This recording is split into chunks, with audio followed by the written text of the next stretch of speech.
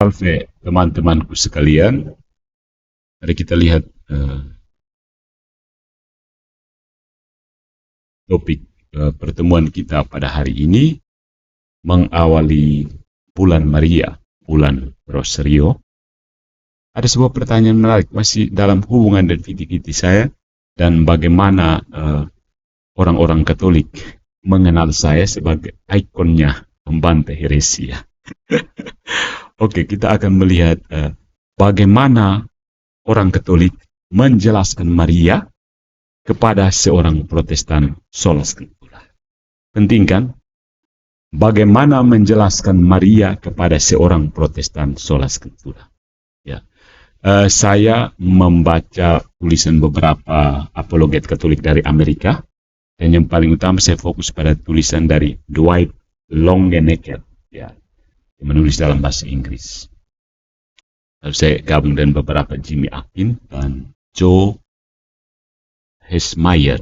Joe Hesmeyer ini saya kenal dia sebagai pembantai heresi Protestantisme yang keras dia. Oke, kita mulai. Apa yang Anda lakukan ketika seseorang Kristen Protestan, saudara-saudara terpisah kita, menentang devosi Katolik kepada Maria sebagai sesuatu yang berlebihan dan menyimpang? Apa yang kamu lakukan? Beberapa orang Katolik yang mungkin terpelajar dengan latar belakang backingnya konsili-konsili mungkin mengutip Paus Pius ke-9 dari ensikliknya tahun 1849, Ubi Primum. Ya. Tetapi ada tanggapan menurut Dwight Longenecker ketika kepadanya disodorkan ensiklik Ubi Primum dari Paus Pius ke-9, ada tanggapan temannya yang Protestan mengatakan bahwa jika Marianya diganti dengan Yesus, selesai. Ya, tidak perlu Maria sebenarnya. Ya. Dia menegaskan bahwa jika referensi Pius 9 tentang Maria diganti dengan referensi tentang Yesus Kristus, referensi kepada Yesus Kristus, maka kutipan tersebut tidak akan menimbulkan kontroversi. Jadi si teman yang Protestan ini mengatakan bahwa itu cukup ganti saja Maria dengan Yesus. Kenapa kamu pasang Maria di situ? Seperti itu. Ekstrimnya seperti itu. Kalau kamu pasang itu Yesus Kristus, kamu sebenarnya memposisikan Maria seolah-olah menggantikan Tuhan kita Yesus Kristus. Ya. Karena itu protesnya, ayat ini mengatakan hal-hal tentang Maria yang seharusnya hanya dikatakan tentang Tuhan. Benarkah tidak ada yang lebih menyentuh hati Paus Pius ke-9 selain devosi kepada Maria? Apakah benar bahwa dasar dari semua kepercayaannya adalah Maria? Benarkah melalui dia kita memperoleh setiap harapan, setiap rahmat, dan semua keselamatan, seluruh keselamatan? Sepintas lalu hal ini memang sulit dijawab ya. Kalau Yesus sudah ada, kenapa mesti pasang Maria lagi? Kenapa? Why? Maria, Maria, Maria, Maria, dan kita dianggap menyembah Maria. Ya. Sepintas lalu, ya, memang sulit dijawab ya. Dan perkataan Pius ke-9 memang terkesan berlebihan. Ya, seolah-olah seperti itu. Meninggikan Maria dan mengabaikan Tuhan Yesus. Tapi mari kita letakkan dalam konteksnya.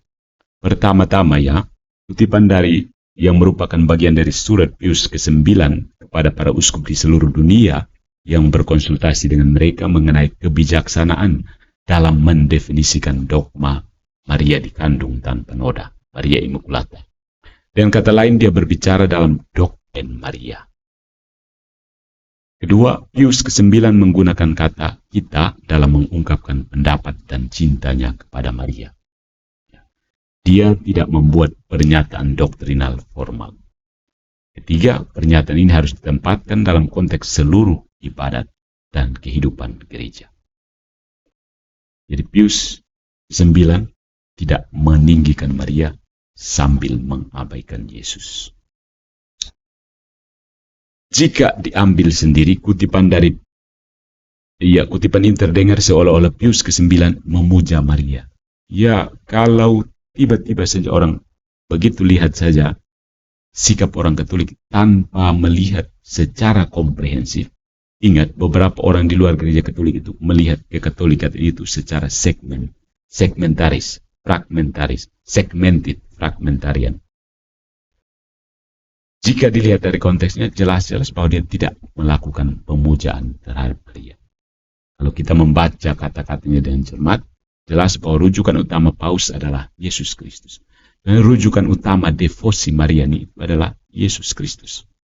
Dialah landasan Yesus Kristus ini sebagai landasan yang ditemukan di dalam Maria.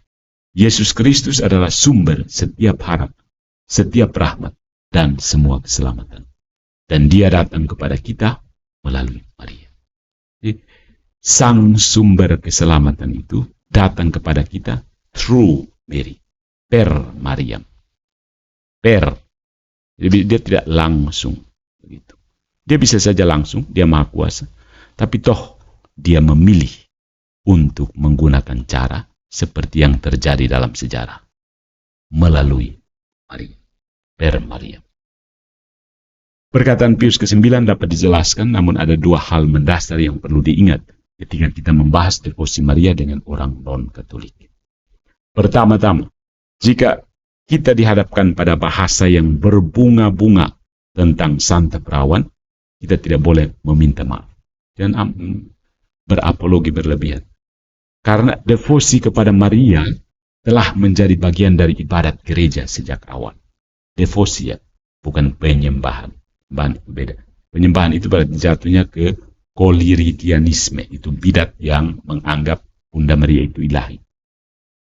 Ada banyak contoh mengenai apa yang tampak seperti bahasa yang berlebihan tentang Maria dari abad-abad pertama gereja, termasuk beberapa tulisan Santo Athanasius. Umat Kristen, saudara-saudara terpisah kita Protestan, memandang Athanasius itu sebagai pahlawan iman.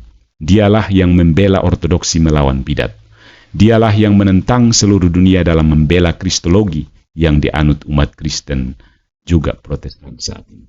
Jika sebagian orang Kristen menolak penghormatan Katolik terhadap Maria, maka mereka tidak hanya tidak setuju dengan Paus Pius IX pada tahun 1849, tetapi juga dengan Athanasius pada abad keempat. Jadi akhirnya kembali ke pick and choose tadi ya, cherry picking. Kalau Athanasius bicara tentang Kristus, mereka terima. Athanasius bicara tentang Maria, mereka buang saja. Begitu. Buang-buang saja. Salibkan dia. Lebih jauh lagi, gereja mula-mula menganggap devosi kepada perawan yang terberkati ya, sebagai tanda pemahaman yang tepat tentang inkarnasi dan kehidupan devosi penuh pada Yesus Kristus. Jadi devosi kepada perawan yang terberkati itu tanda pemahaman yang tepat tentang inkarnasi. Inkarnasi, tahu artinya inkarnasi? Firman Allah menjadi manusia, menjadi daging, dan tinggal di antara kita. Mungkin bukan mereka yang menghormati Maria, melainkan mereka yang justru mengabaikannya. Mereka, saudara-saudara kita terpisah, yang memutarbalikan iman historis. Mereka yang tidak menghormati Maria harus memperhatikan Epifanius, yang juga menulis dari abad keempat bahwa siapa yang tidak menghormati bejana suci Maria juga tidak menghormati gurunya. Ini dikutip oleh El Jambero dalam Mary and the Fathers of the Church, Ignatius Press tahun 1999, halaman 127. Catatan kaki. Masalah utama dalam kritik terhadap devosi Katolik terhadap Maria adalah pola pikir dasar Protestantisme. Pola pikir dasar Protestantisme. Karena umat Katolik menghormati Maria, maka umat non-Katolik beranggapan bahwa devosi ini harus menggantikan devosi yang benar kepada Tuhan Yesus. Mereka melihat seluruh pertanyaan dalam kaitannya dengan salah satu tahu. Padahal sebenarnya keduanya, dan saya sudah pernah jelaskan kan yang posisi teologi seperti kerangka pola pikir seperti ini. Teman-teman kita yang di luar gereja Katolik itu pola pikirnya atau either or. Bahasa Inggris saya parah. Either or. Kalau orang Katolik justru both and dan. Jadi Yesus dan Maria. Tapi bagi mereka di luar Katolik, Yesus atau Maria. Kalau pikir orang Katolik tidak atau. Bot, dua-duanya. Leki bot ke leki. Sebuah analogi yang kuat dapat digunakan untuk menunjukkan kepada umat non-Katolik betapa anehnya hal ini bagi umat Katolik. Jika seorang, katakanlah evangelis ya, evangelis ini istilah Protestan yang digunakan di gereja-gereja orang-orang Katolik atau orang-orang Kristen di Amerika ya. They are evangelicals, maksudnya mereka itu orang Protestan. They are evangelists. Jika seorang evangelis percaya bahwa devosi kepada Maria menggantikan devosi yang benar kepada Yesus, mintalah dia untuk membayangkan bagaimana jadinya jika dia mengetahui bahwa kelompok Kristen lain menganggap kaum evangelis melakukan kesalahan besar karena penekanan mereka pada Alkitab. So, kita balik mereka. Kamu pikir orang Katolik terlalu menyembah Maria. Tinggal kita balik, kamu juga terlalu menyembah ayat-ayat Alkitab. Dan pasti mereka akan punya apologi terhadap bagaimana mereka menganggap Alkitab itu sebagai bla bla bla. Demikian pula orang Katolik menganggap Maria sebagai bla bla bla. Jadi kalau mereka balas menyembah Maria, balas kamu menyembah mesin cetak, menyembah mesin fotokopi. Ya, seperti itu. Minta dia untuk membayangkan bahwa orang-orang Kristen fiktif ini menuduh kaum Injili mengabaikan Yesus karena pengabdian mereka kepada Alkitab. Dan mereka mengabaikan Yesus untuk belajar Alkitab. Mereka percaya kepada Alkitab, bukan percaya kepada Yesus. Jadi kalau mereka pikir Maria posisinya seperti Alkitab bagi mereka. Di satu pihak secara hampir bisa disejajarkan ya seperti itu. Bagaimana orang Katolik memandang Maria dan Yesus. Itu sama seperti orang-orang non-Katolik memandang Alkitab dan Yesus. Tetapi untuk orang Katolik, firman Allah menjadi manusia melalui Maria. Tapi untuk orang non-Katolik, firman Allah menjadi buku melalui siapa? Siapa yang tulis lagi? Firman Allah menjadi buku melalui mesin cetak. Mereka harus menyembah mesin cetak, berdevosi kepada mesin cetak. Kalau firman Allah menjadi manusia, dia punya ibu. Kalau firman Allah menjadi buku, dia punya apa? Punya mesin cetak atau mesin penerbit.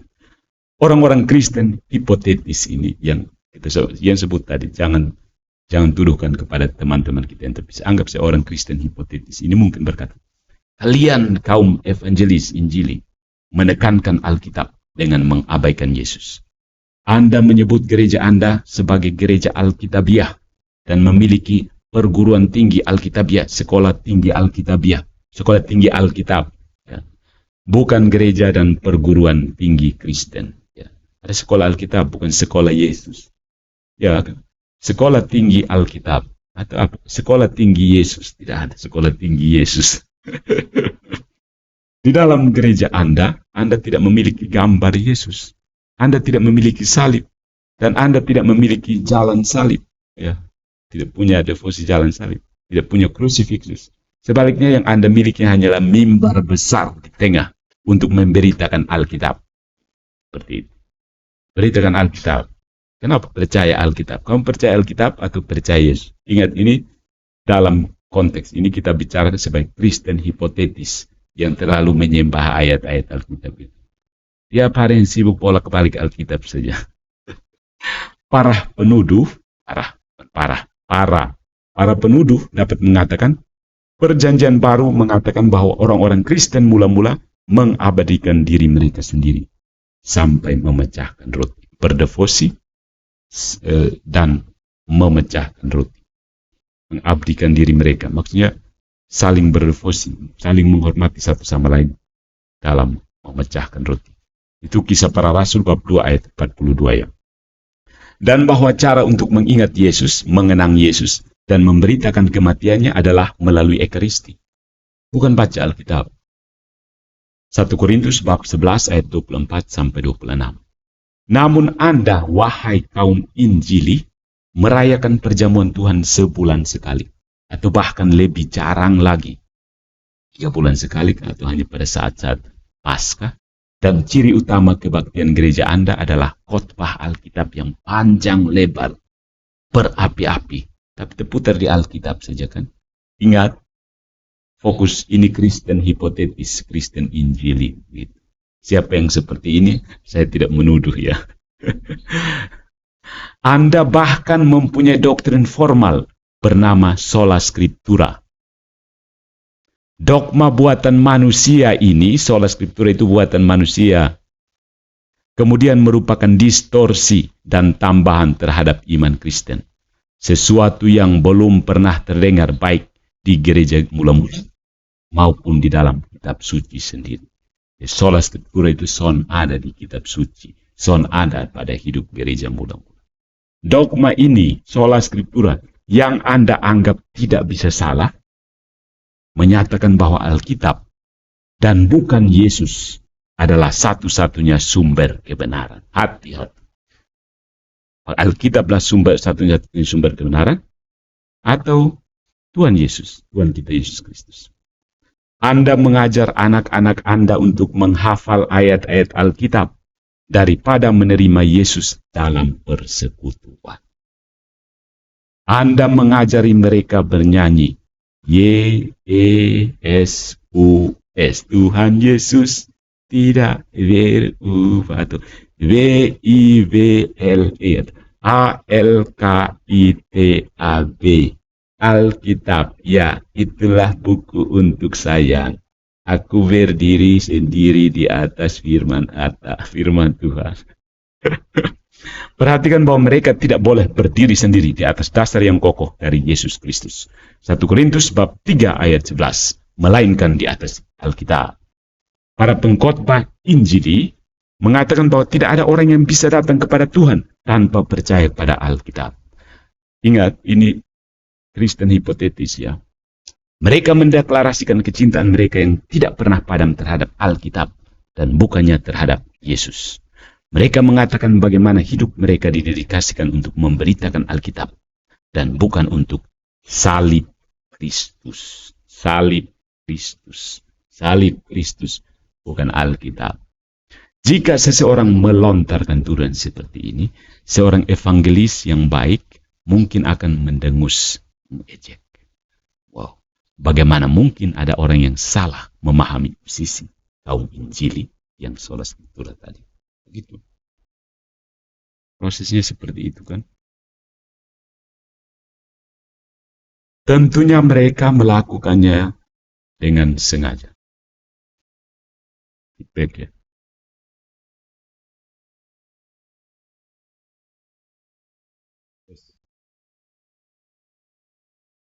Evangelis yang baik akan dengan sabar menjelaskan pada para pengikut. Anda telah salah paham sepenuhnya. Sola scriptura,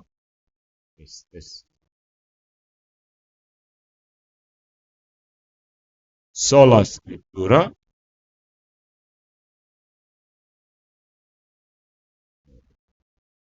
sola, ya oke.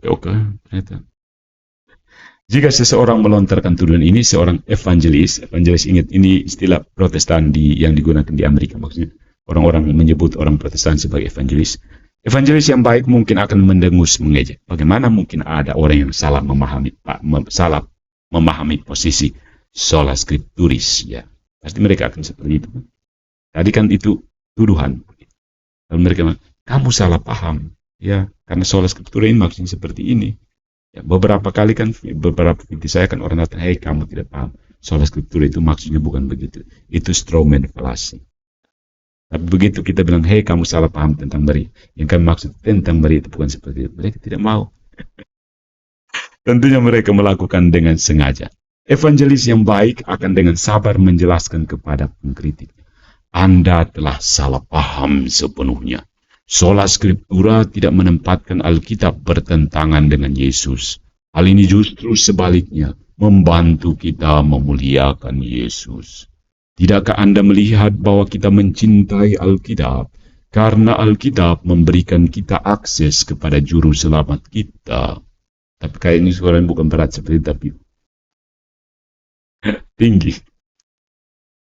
Memang benar bahwa kita percaya bahwa orang-orang perlu mengetahui Alkitab, ya. Tetapi itu karena kata-kata tertulis dan firman yang berinkarnasi saling terkait erat. Kata-kata yang tertulis dan firman yang berinkarnasi. Kata kuncinya ada inkarnasi. Keywords, inkarnasi. Itu terkait erat. Anda tidak dapat memiliki yang satu tanpa yang lain. Itu bukan atau-atau, tapi both. Bukan atau-atau, both, dua, dan. Sungguh, Yesuslah yang kita sembah dan beritakan melalui Alkitab. Jika Anda melihat latihan dan pengajaran dengan pikiran terbuka, Anda akan melihat betapa sesat dan kelirunya Anda. Ya. Maksudnya ini tanggapan dari orang yang mengatakan, kamu menyembah Alkitab, sonde. Kalau kamu pikirkan dengan baik-baik, justru kita pakai Alkitab supaya lebih kenal Tuhan, bertumbuh dalam iman. Namun para pengkritik Injili tidak akan menyetujuinya. Dia menjawab, tidak. Kedengarannya sangat masuk akal.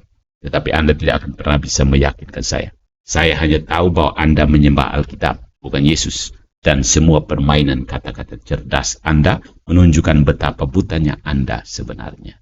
Ini kan permainan-permainan perdebatan itu sebenarnya seperti ini.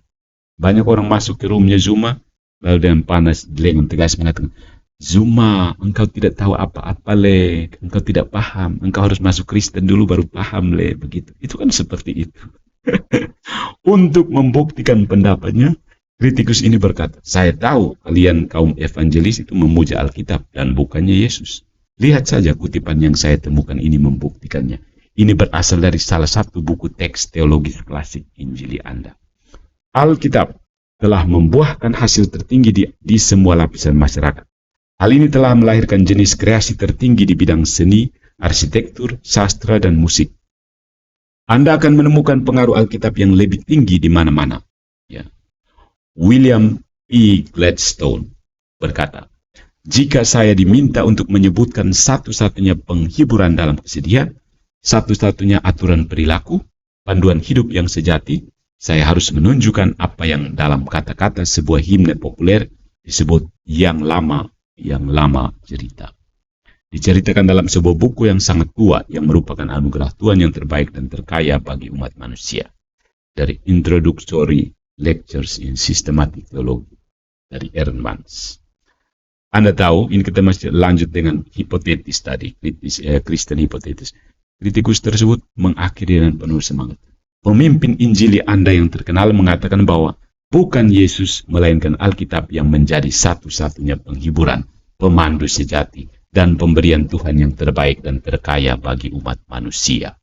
Ini hanya menunjukkan bahwa kaum Injili menyembah Alkitab dan bukan Tuhan. Tentu saja hal ini merupakan distorsi yang menggelikan terhadap pandangan Injili, ya, orang-orang Injil. Namun analogi yang diperluas ini dapat membantu teman-teman kita yang non-Katolik untuk memahami bagaimana sebenarnya perasaan umat Katolik ketika umat Protestan melontarkan tuduhan serupa yang tidak akurat mengenai devosi Katolik terhadap Maria. Bisa tangkap ya analogi tadi ketika ada orang, terutama kaum evangelis, menuduh kaum Injili sebagai penyembah Alkitab. Seperti itu. Ketika menghadapi tuduhan seperti itu, ya, umat Katolik menjawab, apakah Anda serius? Bagaimana mungkin Anda bisa membuat kesalahan mendasar mengenai keyakinan kami? Kamu menyembah patung misalnya. Katolik tidak menyembah patung. Kenapa kamu begitu bikin kesalahan mendasar tentang keyakinan orang Katolik yang sejatinya menyembah Tritunggal Maha Kudus? Kami mengakui, ya, kita ini mengakui, kita orang Katolik mengakui bahwa sebagian umat Katolik mungkin terlalu menekankan Maria. Ya, bisa saja terjadi. Sama seperti sebagian umat evangelis yang mungkin mempunyai pandangan yang ekstrim terhadap Alkitab. Kita tidak menghormati Maria karena dirinya sendiri, tetapi karena dengan persetujuan bebasnya, dia memberi kita juru selamat dunia. Dan karena dia terus-menerus membawa kita kepada dia, juru selamat. Jika Anda meluangkan waktu untuk mempelajari seluruh ajaran dan praktek kami, orang Katolik, Anda akan melihat bahwa tidak masuk akal untuk membuat kesalahan besar seperti itu. Jadi ini semacam sodoran kepada orang-orang yang mengatakan, hei Katolik menyembah Maria, hei Katolik menyembah Patung, hei dan seterusnya dan seterusnya. Jadi, pelintiran yang sama yang bisa katakan kepada orang-orang yang katakan hal yang sama. Kita akhiri dengan doa Salam Maria ya. Ave Maria, gratia plena, Dominus tecum. Benedicta tu in mulieribus, et benedictus fructus ventris tui, Iesus. Sancta Maria, Mater Dei, ora pro nobis peccatoribus, nunc et in hora mortis nostrae. Amen.